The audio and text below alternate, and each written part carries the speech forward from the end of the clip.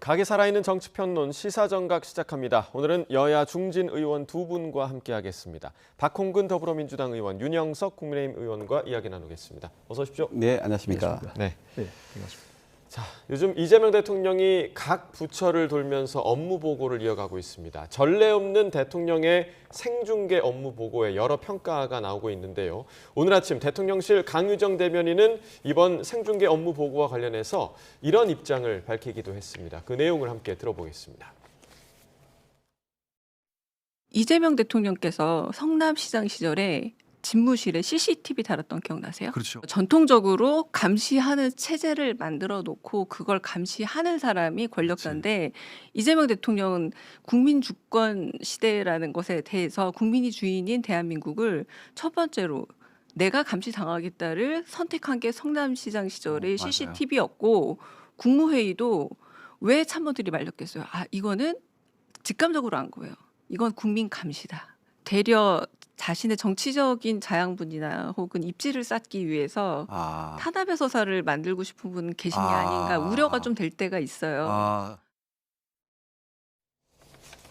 네, 일단 뭐 여러 이야기가 나오고 있는 이 생중계 업무 보고와 관련해서 강유정 대변인이 대통령의 의중에 대해서, 그러니까 정확한 의도에 대해서 지금 설명한 이야기를 좀 들으셨는데 성남시장 시절에 집무실에 CCTV를 달았다. 그러니까 본인에 대해서 모든 걸 투명하게 공개하겠다 이런 의도였나 봐요. 그래서 그때 많은 시민들의 환호도 받고 국민들의 관심을 끌어서 지금의 대통령이 만들어진 그런 계기가 되었죠. 예. 뿐만 아니라 당시에 명찰도 본인이 먼저 달기 시작했습니다.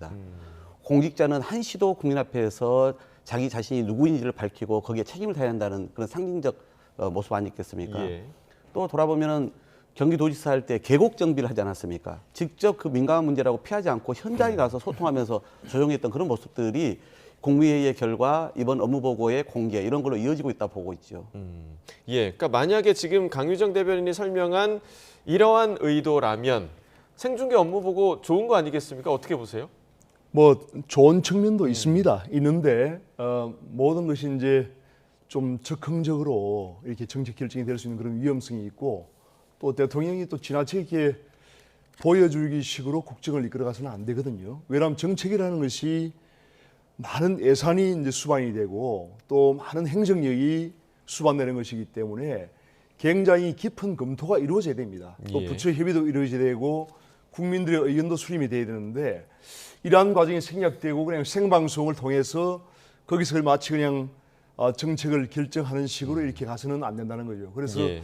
그렇게 해서는 이제 설익은 정책으로 오히려 국정의 어떤 혼란과 또 국정의 낭비가 초래될 수밖에 없기 때문에 저희가 그런 부분을 지적하는 것이고 조금 진지하게 어떤 국정에 임해 줬으면 좋겠다. 그리고 특히 이제 좀 야당 그 인사들, 야당 출신 인사들이라든지 예. 전 정부에서 임명한 이런 그 기관장들에 대해서 아주 망신주기식으로 이렇게 몰아가는 것은 옳지 않다는 그런 것을 저희가 지적을 하는 것입니다. 예, 지금 말씀해주신 이 부분, 그러니까 일부 망신주기식의 그런 장면들이 좀 있지 않았냐, 그러니까 뭐 몰아세운다거나 아니면 좀 태도를 지적한다거나 그런 부분들에 대해서는 좀 평가가 엇갈리는 것 같거든요. 근데 보십시오. 역대 이제 최초로 이렇게 국민 앞에서 공개적으로 각 부처의 업무를 보고받지 않습니까? 밀실에서 또는 소수만 참여해가지고 국민들이 관련 정책이 어떻게 진행되고 있는지 또는 계획하고 있는지를 전혀 모르는 상황에서 이제는 국민들 앞에서 장관부터 국과장들까지 이제는 정말 더 책임감이 높아질 수밖에 없는 전문성을 더 깨할 수밖에 없는 상황까지 와 있단 말이죠. 예. 그런데 이 과정에서 당연히 대통령은 기본적으로 사전에 공부를 하고 있습니다.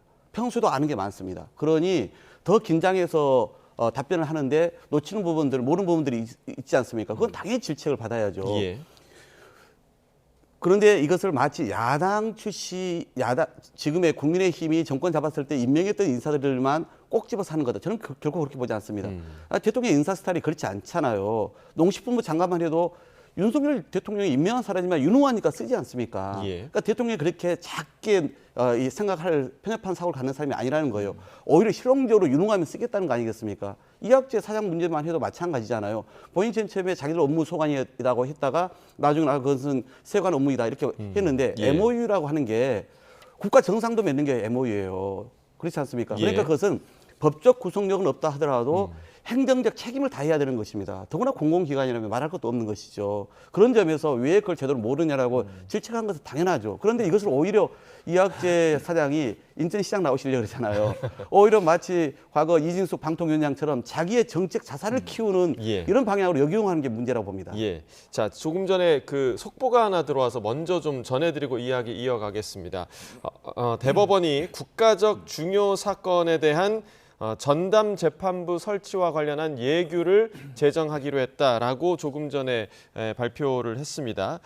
내란죄의 중요성을 감안해서 전담 재판부를 설치하겠다. 그리고 무작위로 배당된 재판부를 전담으로 지정하고 중요 사건 항소심 시작 전에 시행될 예정이다라는 대법원의 발표가 있었습니다. 사실 최근까지 민주당의 기존 내란 전담 재판부와 관련해서 위헌 논란이 끊이질 않았었는데 앞서 민주당 지도부에서 수정안을 채택해서 오는 23일에 내란 전담 재판부 설치법을 상정한다라는 계획을 내놓기도 했는데요. 이에 대한 대법원의 지금 관련 예규 제정 소식이 지금 들어왔습니다. 관련 소식 추가적으로 들어오는 대로 저희가 계속해서 전해드리도록 하겠습니다. 자, 조금 전에 이제 박 의원님께서 그 이학재 사장 얘기를 해주셨는데 지금 요 지적, 그러니까 본인의 정치적 체급을 좀 높이기 위해서 이렇게 계속해서 반박하는 거 아니냐라는 지적에 대해서는 좀 어떻게 보십니까? 우선 그 이재명 대통령이 그 상당히 제가 그 내용을 보니까 이학재 인천공사 사장이 상당히 답변하기 어려운 문제를 미리 준비를 해오신 것 같아요. 참모들이 인천공항공사의 이제 업무보고를 받을 때 이학재 사장이 국민의힘 출신이고 또 차기 인천시장의 국민의힘 후보로 상당히 유력한 사람이기 때문에 예.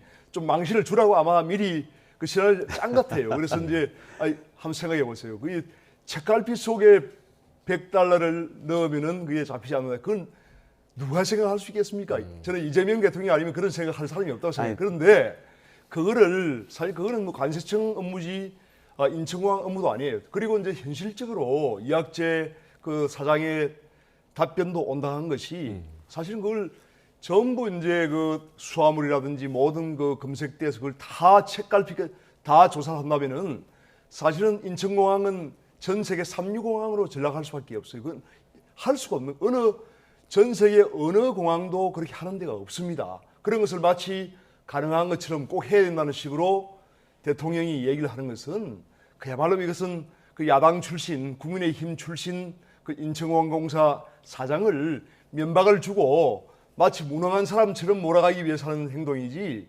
그건 정말 그 대통령으로 할 수 있는 그런 저는 일은 아니라고 생각합니다. 그러니까 삼성 국회의원 출신에 그리고 인천공항공사 결국은 자기 뜻대로 정치적 이 앞길이 안 풀리니까 거기 지금 가 있는 사람이잖아요. 그러고 나서 또 지금 인천시장만 출마할 고민을 하고 있는 사람이에요. 그러니까 이 사람 입장에서 이 업무에 대해서 얼마나 깊은 관심과 전문성이 있겠어요. 그러니까 대통령은 그런 이야기가 들리는데 그걸 알고 있냐 물어봤는데 몰랐던 거 아닙니까? 그러니까 거기에 대해서 질책할 수밖에 없는 것이죠. 그런데 대통령은 전 정부 출신이어서가 아니라 이재명 대통령이 임명한 사람일지라도 만약에 자기 업무에 대해서 기본적인 어떤 지식이나 전문성, 책임성을 가지 않으면 엄하게 질책할 사람이에요. 왜 없습니다, 그것은. 그리고 대통령이 재치가 있는 사람이에요. 깨알같이 또 많이 알고 있는 분이에요. 그렇기 때문에 미리 뭐 윤석열, 박근혜 대통령 어땠는지 몰라도 예. 대통령이 미리 뭐 그것을 기획하고 짜고 그래서 한번 혼내줘야겠다라고 가져오고 그렇게 속 좁은 협량한 사람이 아니라는 거 제가 말씀을 드리잖아요. 워낙에 지근거리에 계셨기 때문에 뭐 이런 이야기를 해주실 수 있는 것 같고, 근데 실제로 지금 말씀해주신 것처럼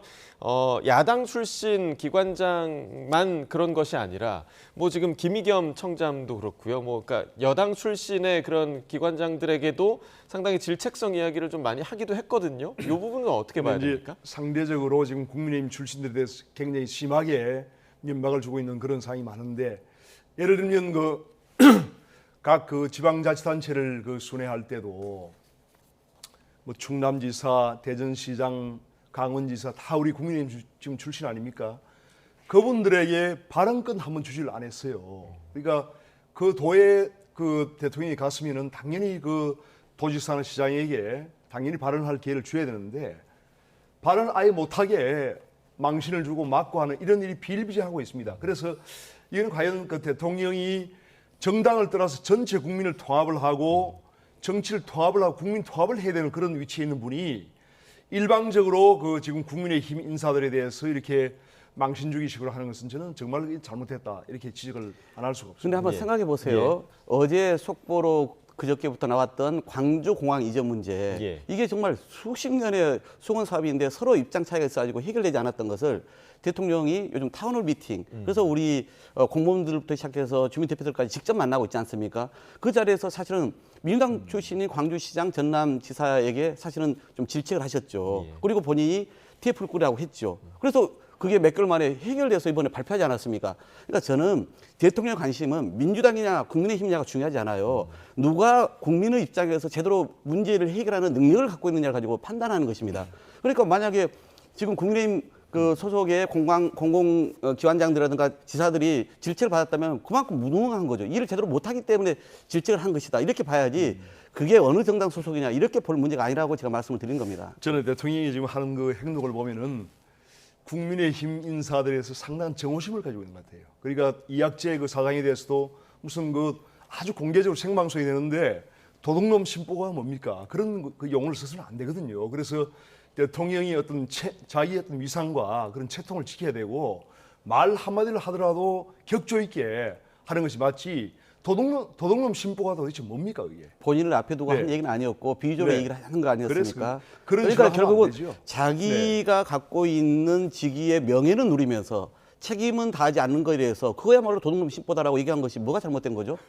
예, 자 여기까지 듣고요. 일단 조금 전에 이제 그 윤 의원님 말씀해주신 것 중에서 지금 이 업무보고 자리에서 즉흥적으로 대통령이 아이디어를 내는 경우들도 좀 있지 않겠습니까?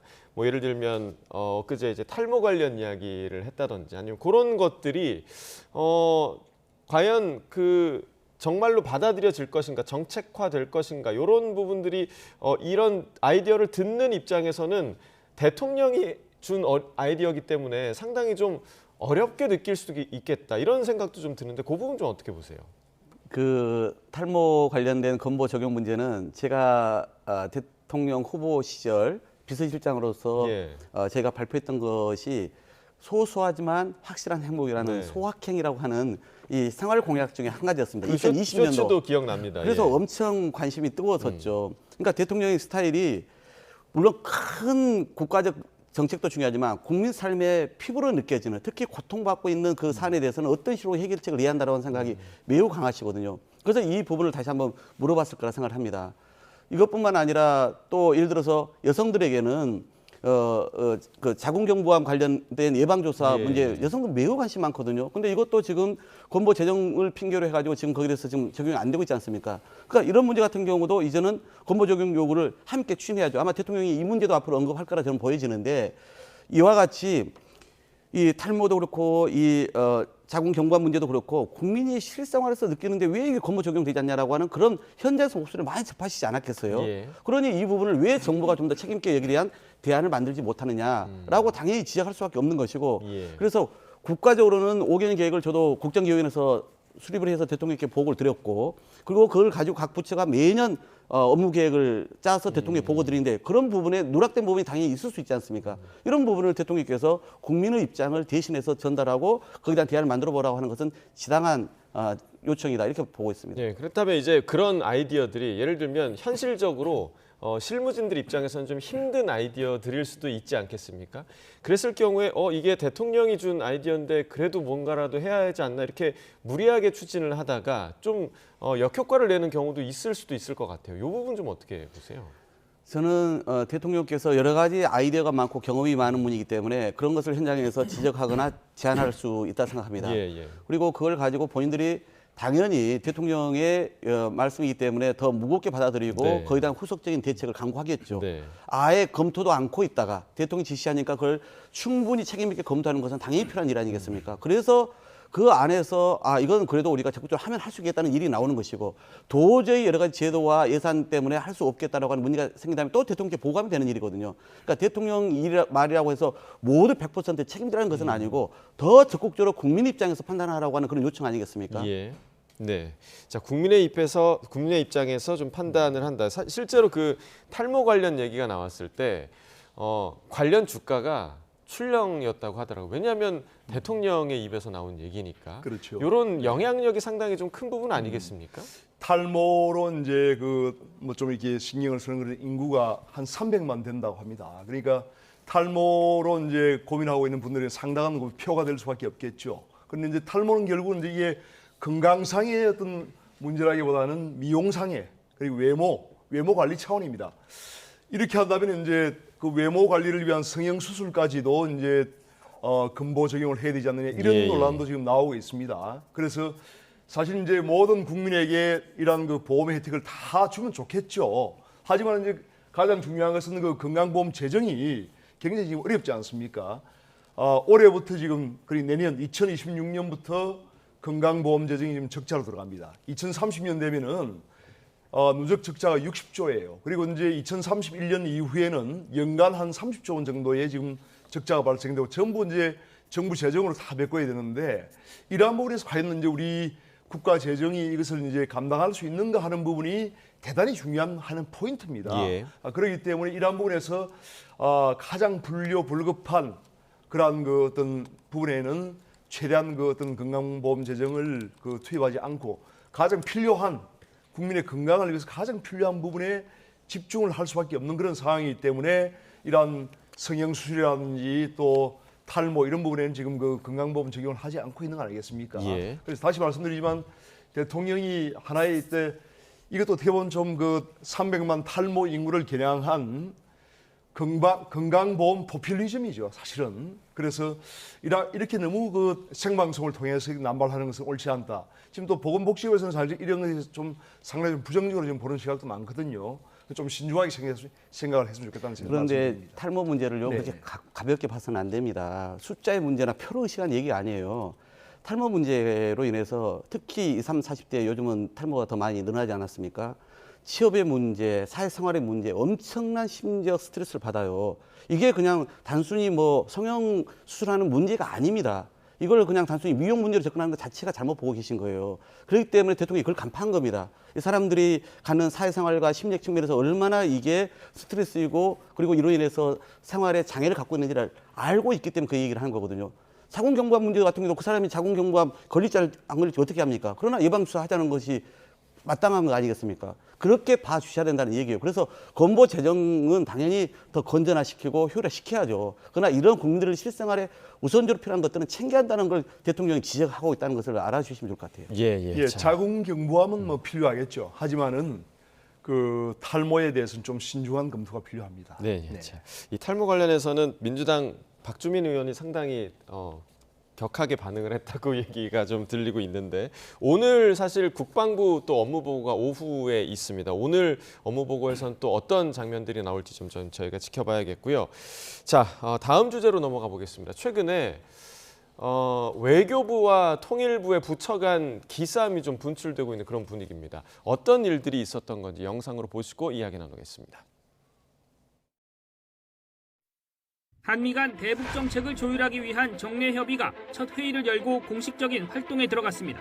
한반도 관련 요소가 성공적으로 이행이 될 수 있도록 외교적인 소통을 그러나 대북 문제 협의를 외교부가 주도하는 데 반발해 불참을 선언한 통일부는 주한 외교관들을 상대로 별도 대북 정책 설명회를 열었습니다. 적극적이고 선제적인 평화 조치를 지속함으로써 평화 공존의 남북 관계를 만들어 나갈 것입니다.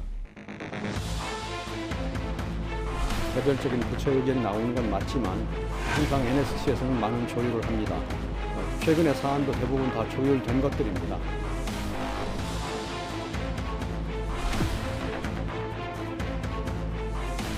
되게 제재를 중심으로 해서 운영해 왔는데 그런 것이 재현되고 반복된다 그러면은 지금 이 시점에서는 안 하니만 못하다. 통일부의 방침을 지지하고 사사건건 미국의 결재를 맡아 허락된 것만 실행에 옮기는 상황으로 빠져든다면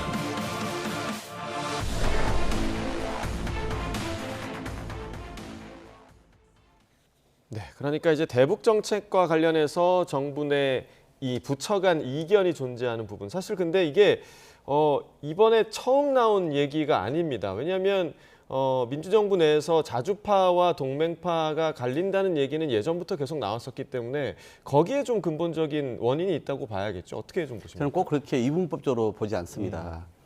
외교부는 외교부의 일이 있는 것이고 통일부는 통일부의 일이 있는 것이죠. 외교부는 당연히 한미 동맹을 기반으로 해서 이 한반도 평화 문제를 국제적으로 어떻게 공조하고 또 지원하고 보장할 것인지, 뭐 대북 제재가 필요하다면 그것을 어떻게 잘 협력할 것인지 이런 일을 해야 되는 게 외교부라면, 통일부는 말 그대로 헌법상에 평화적 통일을 지향하도록 되어 있고 그것을 추진하는 정부 부처란 말이죠. 그러니까 남북관계 개선을 기본 목적으로 두고 있는 거 아니겠습니까? 그러니까 그 영역이 다른 것이죠. 그렇기 때문에 통일부는 통일부 일을 하는 데 있어서의 필요한 목소리를 당연히 내야 되는 것이고 외교부는 또 외교부의 역할을 해야 되는 것이죠. 그런데 알다시피 이전 정부, 윤석열 정부는 통일부를 거의 유명무실화시키지 않았습니까? 그러면서 결국은 이 미국과의 관계, 그러니까 외교와 안보 문제에다가 대북 정책을 아예 종소시켜 놨어요. 그런 상황을 지금은 정상화하고 있단 말이죠. 그래서 다시 남북관계 회복하고 평화 정책을 우선시하는 그런 정책을 이제는 통일부 중심으로 펼쳐오는 과정이기 때문에 그래서 전 정부의 잣대로 지금 그대로 이것을 평가해서는 안 된다라고 저는 보는 것입니다. 따라서 통일부는 이 그동안 남북관계나 또 통일 문제 관련된 전문성, 노하우 이런 걸 갖고 있지 않습니까? 그런 것을 잘 발현하도록 보장하면 되는 것이고요. 아까 말씀드린 대로 이 미국과의 관계를 중심으로 해서는 외교부가 또 그런 역할을 하도록 하는 것이지, 결국은 대통령 앞에서는 얼마큼 효율적으로 그런 팀 플레이를 잘하느냐 이게 중요하지 않겠어요. 그런 점에서 그 팀워크를 대통령의 어떤 방침을 가지고 양 부처가 서로 잘 조율하고 있는 과정이 있다 이렇게 봅니다. 부처가 조율을 하면서 각각의 역할을 해야 한다라는 말씀이시고, 지금 조금 전에 말씀해 주신 것처럼 뭐 윤석열 정부를 비롯해서 보수 정부에서는 사실 통일부 폐지론까지 나왔던 이야기가 상당히 좀 많았기 때문에 지금 국민의힘에서는 지금의 통일부의 역할에 대해서 좀 어떻게 바라보고 계십니까? 지금 표출되고 있는 이제 이재명 정부 내에서 지금 그 외교부는 이제 동맹파들이 지금 주도를 하고 있고 또 이제 통일부는 자주파들이 지금 주도를 하고 있는 거죠. 그러니까 외교부는 이제 한미 동맹을 주축으로 해서 친서방 국가들과의 어떤 연대 이런 걸 통해서 이제 우리의 외교 안보를 이끌어가겠다는 것이고, 결국 이제 통일부는 자주파 입장에서 북한의 입장을 존중하는 거예요. 그러니까 통일부의 지금 정동영 장관이나 또 대표적인 자주파인 그 이종석 국정원장 같은 경우에는 사실은 그 북한의 입장을 지금 대변을 하고 있는 거죠, 현재.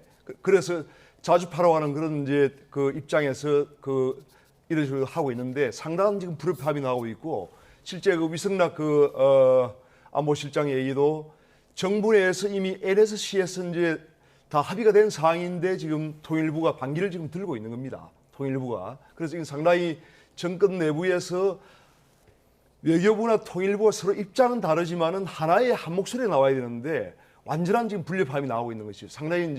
상당히 그 굉장히 좀 불안한 그런 형세라고 보여지고, 사실은 자주파와 동맹파 이 부분에서 가장 중요한 것은 북한의 핵 문제를 어떻게 해결할 것이냐, 이 부분에 이게 달려 있는 겁니다. 그래서 자주파 같은 경우에는 북한의 입장을 존중하자. 그래서 북한 햇빛 정책식으로 북한을 지원하면은 북한이 국제사회에 나올 것이고 결국은 북한의 핵 문제는 해결될 것이다. 그런데 지난 30년 동안에 이런 그 접근이 완전히 실패를 했습니다. 그래서 외교부를 주축으로 한 이 동맹파에서는 한미 동맹을 주축으로 유엔 제재를 통해서 이 북한 문제를 해결하자는 것인데, 이러한 부분이 지금 첨예하게 지금 정권 내에서 지금 대립이 되고 있고, 저는 뭐 이재명 대통령의 입장이 뭔지는 정확히 알 수 없는데 이재명 대통령 본인이 그 외교 안보 전문가가 아니기 때문에 아마 본인의 어떤 감성적 입장에서는 아마 자주파 쪽에 마음이 있지 않겠는가 그런 생각을 지금 하고 있습니다. 자주파가 북한의 입장을 대변한다, 북한의 입장을 존중한다라고 지금 말씀하신 것처럼 봐야 되는 겁니까?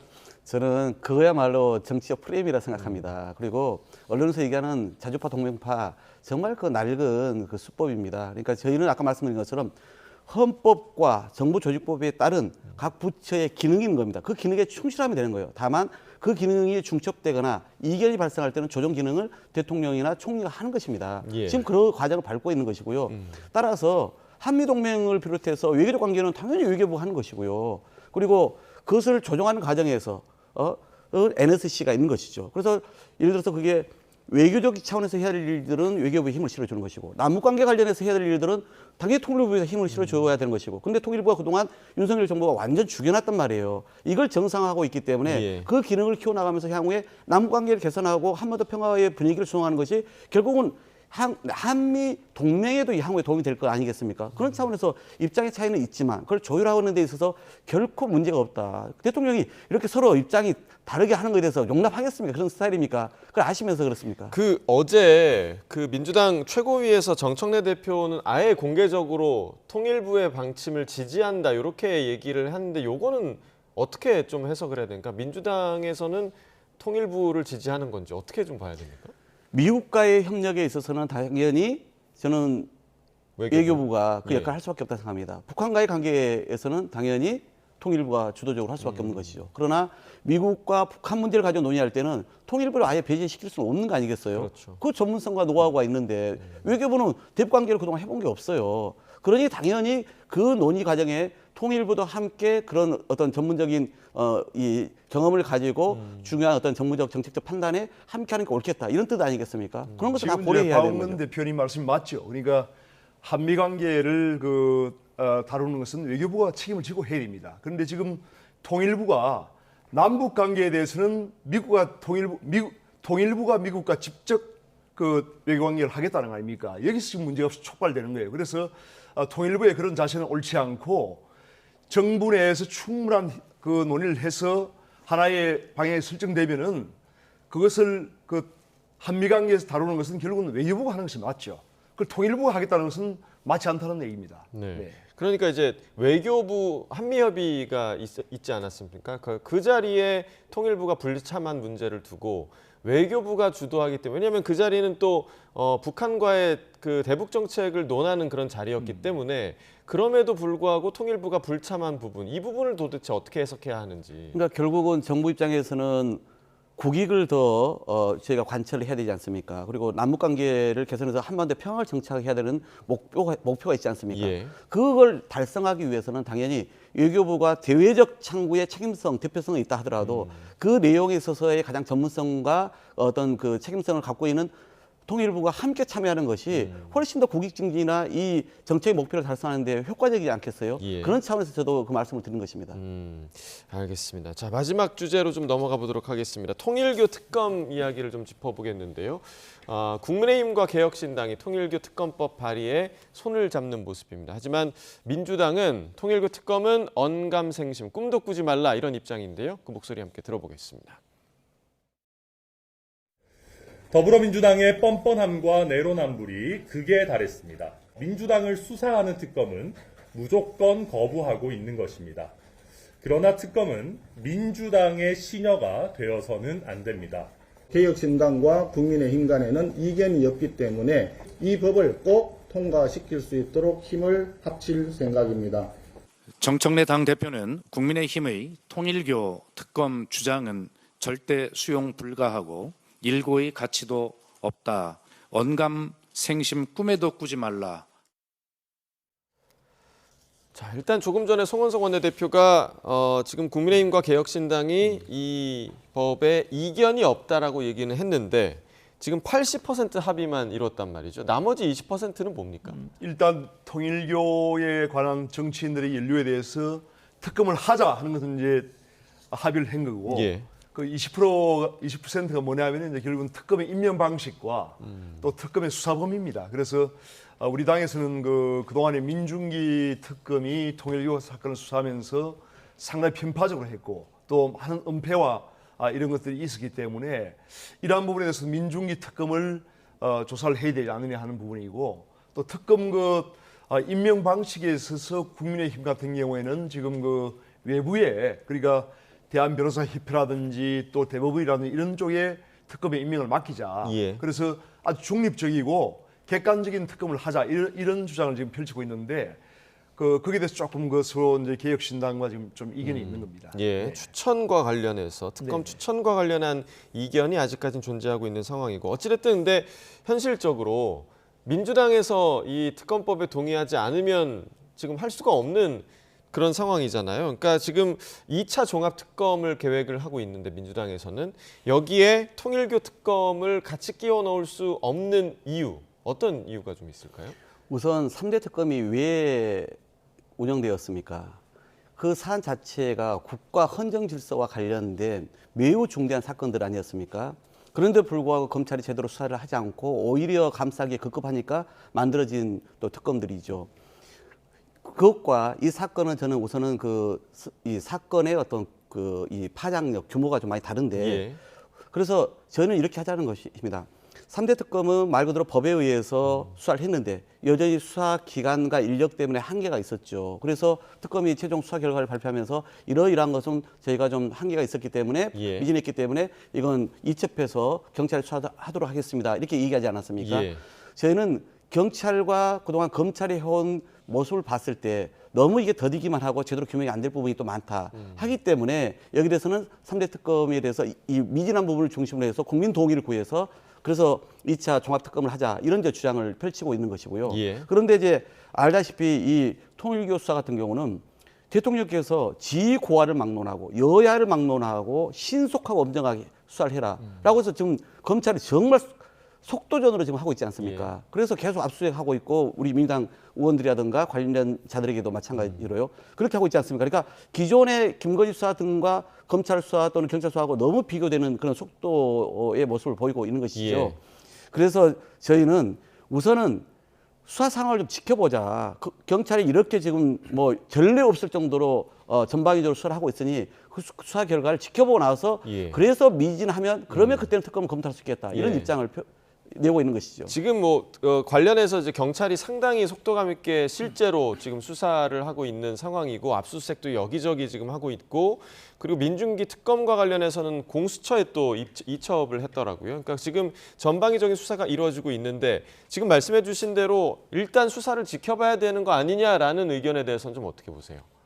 일단 원천적으로 이제 그동안 민중기 특검에서 너무 넉장을 부려가지고 그 수사 이첩을 바로 했어야 되는데 그걸 하지 않아서 사실 지금 공소시효가 지금 며칠 남지 않았습니다. 그래서 그런 부분이 있는데 이런 부분에서 이제 경찰은 결국은 이제 이재명 정권 하에서 어떤 이재명 정부의 그런 지침을 받아서 수사를 하는 기관이기 때문에 객관적이지 않다는 거죠. 왜냐하면 이 사건 자체가 민주당의 많은 그 정치인들도 연루가 되어 있고 또 야당의 인사들도 지금 연루가 된 상태이기 때문에 그런 그 아무래도 정권의 통제를 받을 수밖에 없는 경찰에 맡기는 것보다는 결국은 특검을 중립적인 특검을 또 독립적인 특검을 구성해서 수사하자는 것이 저희의 어떤 이 주장이고 이것은 반드시 이렇게 돼야 된다. 저는 그 주장을 하고 있습니다. 그러니까 민중기 특검을 특검하자. 이게 저는 되게 아주 정치적 저의가 담겼다고 보는 거예요. 그러니까 그 특검은 자기들이 특검법에 담긴 대로 수사를 다 하다가 그 법에서 수사 대상이 아닌 게 확인된 거예요. 예. 그러니 자기들은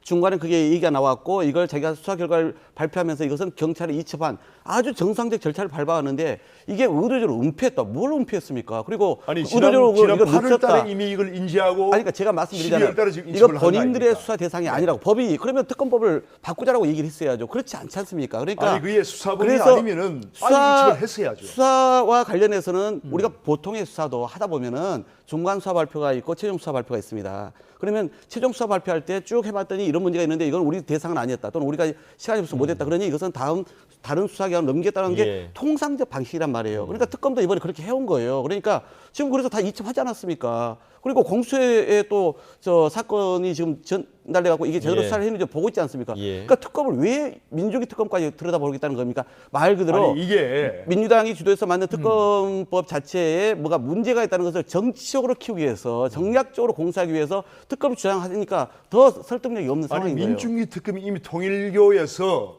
민주당 국회의원들 정치인들에게 검품을 전달했다는 것을 8월 달에 인지를 했습니다. 그럼 바로 그걸 경찰에 수사 이첩을 했어야죠. 그런데 그걸 하지 않고 공소시효가 지금 12월 말에 끝나는데 12월 달에 그걸 이첩을 한다는 것이 말이 됩니까? 그러한 부분에 있어서 결국 민중기 특검이 편파 수사 또 은폐를 했다는 것이고 그걸 수사를 하는 게 뭐가 잘못됐다는 것입니다. 당연히 그 수사를 해야죠. 예. 그것은. 자, 지금 뭐 이제 뭐 네. 국민의힘과 개혁신당에서 통일교 특검 관련 얘기를 계속 하고 있고 이 특검법이 통과될지를 지금 지켜봐야 할 부분인 것 같고요. 그리고 지금 말씀하신 민중기 특검과 관련해서는 공수처의 수사 결과를 일단은 좀 지켜봐야 하는 상황인 것 같습니다. 두 분 이렇게 뜨거워지려고 했는데 저희가 시간이 없어서 오늘 여기서 좀 줄여야겠습니다. 박홍근 더불어민주당 의원, 윤영석 국민의힘 의원과 이야기 나눠봤습니다. 두 분 말씀 고맙습니다. 네, 고맙습니다. 수고하셨습니다.